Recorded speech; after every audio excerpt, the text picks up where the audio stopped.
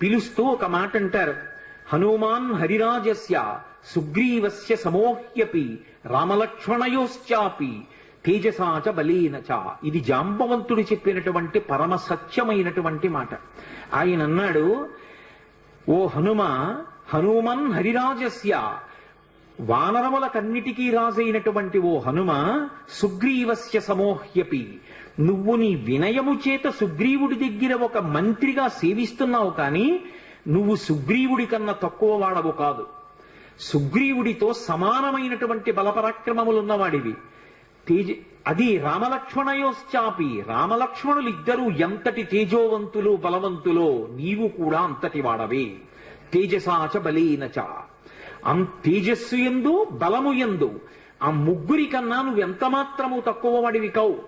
అటువంటి వాడివి ఇవాళ 100 యోజనముల సముద్రాన్ని దాటడం నీకు పెద్ద లెక్క కాదు.